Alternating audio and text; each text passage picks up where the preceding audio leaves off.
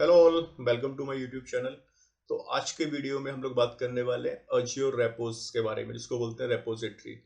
तो ये भी basically Azure repos, Azure DevOps का एक टूल या सर्विस है जो माइक्रोसॉफ्ट हम लोगों को प्रोवाइड कराता है। तो इसका बेसिकली काम क्या है, होता क्या है, इसके फीचर्स क्या हैं, वो आज हम लोग इस वीडियो में समझेंगे। So what is Azure Repos? So Azure Repos is a version control system in Azure DevOps that allows team to manage their code effectively. So overall जो Azure Repos है वो अपनी वर्जन कंट्रोल सिस्टम है, जहाँ पे version control system क्या होता है, जहाँ पे हम multiple versions of our files, हम अपनी एक फाइल के कई सारे वर्जन स्टोर कर सकें।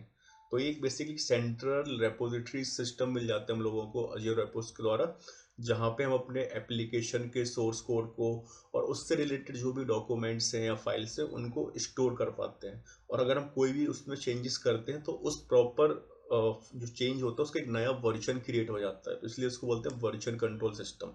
मल्टीपल वर्जन्स हम लोग एक फाइल के या एक कंप्लीट एप्लीकेशन सोर्स कोड के रख सकते हैं यहाँ पे। It provides tools to collaborate on code, track changes and ensure high quality software development. तो Azure Repos पे हम लोगों को कोलैबोरेशन टूल भी प्रोवाइड होते हैं, जिनकी हेल्प से हम लोग देख पाते हैं किसने क्या चेंजेस किए हैं। और एक साथ बेसिकली जैसे मल्टीपल डेवलपर्स एक एप्लीकेशन पे, एक सॉफ्टवेयर पे काम कर रहे होते हैं, तो हम लोगों को पता नहीं रहता भाई किस बंदे ने किस फाइल पे क्या चेंजेस किए हैं। लेकिन यहाँ पे जो हम लोगों को टूल प्रोवाइड होता है उसको बोलते हैं कमिट, जहाँ पे हम लोग बेसिकली देख पाते हैं कि पूरी हिस्ट्री क्रिएट हो जाती है कि हाँ भाई यहाँ पे इस बंदे ने ये चेंजेस किए हैं। इनकेस कुछ इशू होता है तो हम लोग जाके उस पर्टिकुलर कमिट को वापस रोल बैक भी कर सकते हैं। इन सिंपल टर्म्स में समझेंगे तो Azure Repos एक डिजिटल लाइब्रेरी की तरह काम करता है, जहाँ पे हम अपने कोड को स्टोर कर सकते हैं, ट्रैक कर सकते हैं किस बंदे ने क्या क्या चेंजेस किए हैं, और एक मल्टीपल लोग एक साथ काम कर सकते हैं बेसिकली एक एप्लीकेशन के ऊपर। तो ये होता है Azure Repos बेसिकली। अब Azure Repos में भी हम लोगों को दो प्रकार के वर्जन कंट्रोल सिस्टम मिलते हैं। एक होता है गिट, दूसरा होता है TFVC, जिसको बोलते हैं team Foundation version control system. तो जो गिट होता है अपना, वो गिट डिसेंट्रलाइज होता है। इसका मतलब होता है कि बेसिकली हर एक डेवलपर के लोकल सिस्टम पे कंप्लीट एप्लीकेशन सोर्स का कोड रहता है, वो इंडिविजुअली काम कर सकते हैं, मतलब पूरे कंप्लीट कोड पे। और सेंट्रलाइज में क्या होता है कि आपको अगर कोई नए चेंजेस लेने हैं, जैसे आप एक फाइल पे दो बंदे काम कर रहे हैं, तो जब पहला बंदा अपने फाइल के चेंजेस को कमिट करके सर्वर पे डालेगा, मतलब मीन्स Azure Repos पे डालेगा, तब दूसरे बंदे को उस वो चेंजेस अपने सिस्टम पे उठाने होंगे, फिर उसको अपडेट करना होगा अपने एग्जिस्टिंग कोड को जो उसके लोकल सिस्टम पे, तब जाके फिर वो काम कर पाएगा। तो ये बेसिकली डिसएडवांटेज है सेंट्रलाइज, जिसको बोलते हैं team Foundation version control system का। बट आज के समय पे मॉडर्न टाइम पे most of the companies use कर रही हैं गिट। तो इसके की फीचर्स ऑफ Azure Repos, तो जैसा हम लोगों ने समझा वर्जन कंट्रोल दो प्रकार के होते हैं, Git and Team Foundation version control system. अब दूसरा इसमें जो कोलैबोरेशन टूल है, मतलब किस टूल की हेल्प से बेसिकली डेवलपर्स एक साथ काम कर सकते हैं। तो जैसे एक एग्जांपल लेते हैं यहाँ पे पुल रिक्वेस्ट का। पुल रिक्वेस्ट एक फीचर है Azure Repos का। इसमें क्या होता है बेसिकली, जैसे मैं किसी एप्लीकेशन कोड पे काम कर रहा हूँ, पर मैं चाहता हूँ कि जब मैं इस कंप्लीट कोड पे काम कर लूँ तो कोई दूसरा बंदा जो मुझसे सीनियर हो या जो भी हो, वो मेरे एक बार कोड को जो मैंने चेंजेस किए हैं उसको वेरीफाई करे, तब जाके ये चेंजेस मेन कोड पे, मेन एप्लीकेशन पे या मेन ब्रांच पे जाके मर्ज हो। तो उस प्रोसेस को बोलते हैं पुल रिक्वेस्ट। तो पुल रिक्वेस्ट होता है a way for team members to review and approve changes before merging them into the main code base.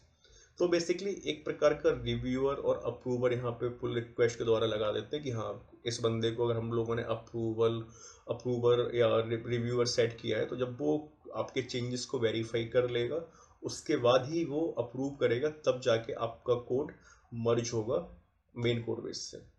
दूसरा कोलाब्रेशन टूल क्या होता है, ब्रांचिंग। अब ब्रांचिंग में क्या होता है, इसको ऐसे समझते हैं जैसे हम लोगों ने एक बेस कोड बेस तैयार कर लिया, ठीक है। अब बेस कोड बेस हम लोगों ने मेन ब्रांच में डाल दिया। अब हम लोग सारे डेवलपर्स एक साथ मेन ब्रांच में काम नहीं करेंगे, मेन ब्रांच के कोड को कोई टच नहीं करता है। मेन ब्रांच से मल्टीपल ब्रांचेस क्रिएट होते हैं। जैसे एक एप्लीकेशन का जो feature, for example e commerce application ले लेते हैं यहाँ पे। अब कोई बंदा अगर पेमेंट गेटवे पे काम कर रहा है तो उसके लिए वो क्या करेगा, मेन कोड बेस से एक नई ब्रांच क्रिएट करेगा, उसका नाम रख देता for example payment gateway branch. तो उस पर वो काम करेगा। जब वो पेमेंट गेटवे ब्रांच पे काम कर लेगा, उसके बाद वो क्या करेगा, एक पुल रिक्वेस्ट रेज करेगा कि भाई अब मैंने इस पे जो काम करना था इस ब्रांच पे, पेमेंट गेटवे वाली ब्रांच पे, इस पे मैंने अपने सारे चेंजेस कर दिए हैं। अब ए पर्टिकुलर चेंजेस जाके मेन जो ब्रांच है, जिसको मास्टर ब्रांच बोलते हैं, वहाँ पे मर्ज करना है। तो तब वो बेसिकली पुल रिक्वेस्ट रेज करता है। तो इस जो फीचर जिस ब्रांच पे वो काम कर रहा होता है, उस ब्रांच पे जो जो चेंजेस होते हैं वो पुल रिक्वेस्ट के हेल्प से हम लोग मर्ज कर देते हैं मेन ब्रांच पे। तो ये होते हैं दो कोलैबोरेशन टूल। इसमें क्या हो गया, मल्टीपल लोग एक साथ काम कर रहे हैं। तो ब्रांचिंग भी एक इसका फीचर है अज़ूर एपोस का। फिर देखते हैं कमिट। कमिट्स क्या होता है, in Azure repos a commit refer to a snapshot of changes made to a file in a repositories. मतलब जैसे किसी एक फाइल पे हम लोग काम कर रहे हैं, उस पर जो जो चेंजेस हम लोग कर रहे हैं फिर उसको सेव कर रहे हैं, तो उसमें क्या होता है, मल्टीपल उसके एक बेसिकली एक स्नैपशॉट ले लिया जाता है उसका, कि अगर हमने जो चेंजेस किए वो काम नहीं करते हैं तो वापस हम पुराने स्नैपशॉट जो अपन लोगों ने कॉपी सेव की हुई होती है उसको वापस रिवर्ट बैक कर सकते हैं। ये कमिट का काम होता है। और कमिट में क्या होता है, बेसिकली पूरा ट्रैक रहता है कि हाँ किस बंदे ने क्या काम किया है, कितने बजे किया है, क्या टास्क बेसिकली इसने कंप्लीट किया इस पार्ट में। तो सारी डिटेल्स कमिट में रहती है। जब हम लोग इसका डेमो देखेंगे तो कंप्लीटली और क्लियर होगा कि हाँ कमिट का बेसिक काम होता क्या है। अभी इतना समझते हैं, सिर्फ कमिट का काम होता है जो अभी आपके चेंजेस होते हैं उसको सेव कर लेता है और उसकी कॉपी क्रिएट कर देता है, आसान शब्दों में समझते हैं, ठीक है। फिर होता है पुश।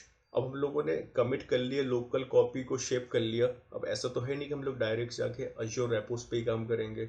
हम लोगों को अपने लोकल सिस्टम से सर्वर को, जो अज़ूर रेपोस को कनेक्ट करते हैं, फिर वहाँ पे लोकल सिस्टम पे कोई भी टूल हो, जैसे विजुअल स्टूडियो हो गया या एक्लिप्स हो गया या विजुअल स्टूडियो कोड हो गया, इसके थ्रू हम लोग कोडिंग करते हैं। तो हम लोगों ने जो कमिट लोकल चेंजेस तो अपने फाइल में डाल लिए, लेकिन अगर हम लोगों को क्या करना है, उस चेंजेस को जो हम लोगों ने लोकल पे क्रिएट किए हैं उसको बेसिकली भेजना है सर्वर पे। तो उस प्रोसेस को बोलते हैं पुश। तो पुश में क्या होता है, a push in Azure repos is when you take your saved changes, commit from your local computer and send them to the shared Azure repository so your team can see them. So ये होता है push, मतलब local system से server पे code को भेजना, उस process को बोलते हैं पुश। फिर होता है टैग्स। टैग्स क्या होता है, बेसिकली एक सिंपल एक लेबल होता है। जैसे हम लोगों ने पेमेंट गेटवे फीचर को इम्प्लीमेंट कर लिया, तो जब हम लोग उस पर्टिकुलर पेमेंट गेटवे ब्रांच पे जब काम करते हैं तो उस पर जो जो कोड हम लोगों ने लिखा हुआ होता है उसको टेस्ट भी करना होता है। अगर वो टैग अपना वो कोड सक्सेसफुली पास हो जाता है तो हम लोग उसको टैग कर देते हैं कि मतलब वो एक बेसिकली एक लेबल बना देते हैं कि हाँ ये रिलीज 1 हो गया, मतलब ये काम कर रहा है। तो ये ईजी होता है समझने के लिए कि हाँ इस लेवल तक हमारा एप्लीकेशन का कोड काम कर रहा था, क्योंकि हम लोगों ने यहाँ तक टेस्ट किया। तो हम लोग एक लेवल क्रिएट कर देते हैं उस प्लेसेस पे, तो उसको बोलते हैं टैग्स।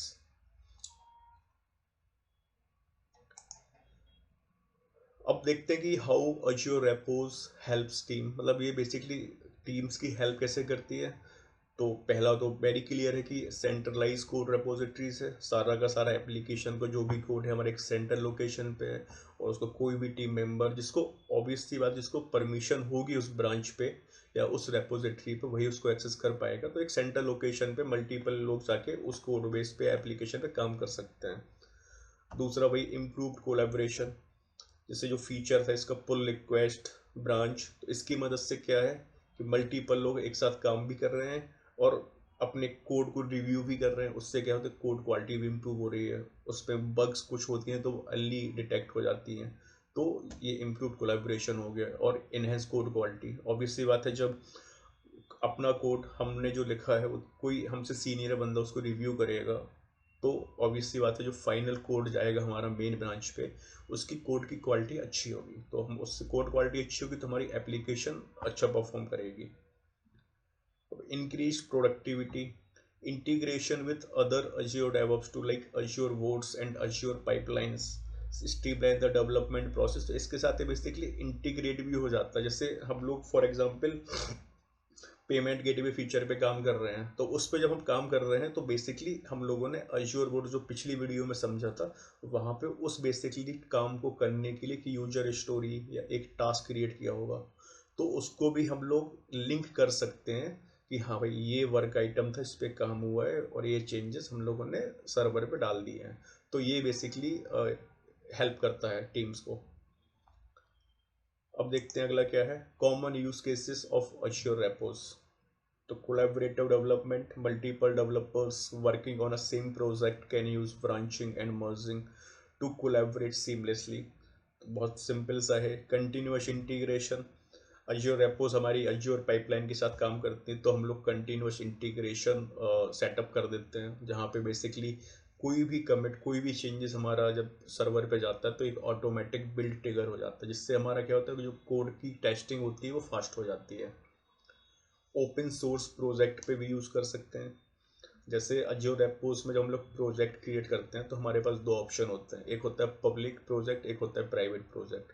तो अगर हम लोग पब्लिक प्रोजेक्ट यूज़ कर रहे हैं for as a open source की, हाँ कोई भी डेवलपर कहीं से भी इस पर्टिकुलर ऐप कोड बेस पे काम कर सकता है, तो वो फैसिलिटीज़ भी हम लोगों को मिलती है। और कोड बैकअप, अब हमारा अगर कोड क्लाउड पे रहेगा तो ऑब्वियसली बात है सेफ रहेगा। तो कोई अगर ऐसा, इसका मतलब हम लोगों को लोकल सिस्टम पे कुछ रखना नहीं है, जो काम किया सर्वर पे डाल दिया तो हमारा सेफ है वो। तो ये यूज केसेस हैं अज्योर रेपोस के। अब आता है कि कौन कौन भाई अज्योर रेपोस यूज कर सकता है। सबसे पहले तो डेवलपर्स, ऑब्वियसली बात है क्योंकि उन लोगों को कोड लिखना है तो डेवलपर्स यूज कर सकते हैं। फिर क्यूए टीम भी अज्योर रेपोस को यूज़ कर सकती है ट्रैक करने के लिए और टेस्ट करने के लिए डिफरेंट वर्जन ऑफ एप्लीकेशन। जैसे हम लोगों ने अभी समझा था टैगिंग। टैग में क्या होता था, एक पर्टिकुलर फीचर पे काम हो गया, इम्प्लीमेंट हो गया, टेस्ट हो गया, वहाँ पे एक टैग क्रिएट कर दिया। तो अगर क्यूए टीम को फिर से उस प्रॉपर कोड बेस को टेस्ट करना है तो वो कर सकते हैं। इसलिए क्यूए टीम भी इन्वॉल्व होती है अज्योर रेपोस को यूज़ करने में। प्रोजेक्ट मैनेजर्स, वो बेसिकली ऑब्जर्व करते हैं कि आपकी सॉफ्टवेयर डेवलपमेंट की कितनी प्रोग्रेस हो चुकी है, इसकी डेडलाइन जो है वो उस पे हम लोग पहुंच रहे हैं कि नहीं पहुंच रहे हैं, कि और मतलब डेडलाइन से पहले हमें अपना कोड इम्प्लीमेंटेशन ख़त्म करना है। और चौथा होता है डेवऑप्स इंजीनियर या ऑपरेशन टीम जिसको बोलते हैं। ये बेसिकली अज्योर रेपोस का यूज़ करके CI/CD पाइपलाइन का कॉन्फ़िगर करते हैं। तो ये बंदे हैं जो अज्योर रेपोस को यूज़ कर सकते हैं। बाकी जो अज्योर रेपोस है हम लोग अगली वीडियो में हैंड्स ऑन करेंगे, प्रैक्टिकल डेमो देखेंगे, तो हम लोगों को और ज़्यादा क्लियर होगा कि पुल रिक्वेस्ट कैसे काम करता है, कमिट्स कैसे होते हैं और ब्रांचिंग कैसे क्रिएट करते हैं। तो वो सारी चीज़ें हम लोग अभी अगली वीडियो में जब प्रैक्टिकल करेंगे तो उस पर देखेंगे। तो आई होप आप लोगों को समझ में आ गया होगी अज्योर रेपोस होता क्या है। तो आज के लिए बस इतना ही। Thank you so much, see you in next video.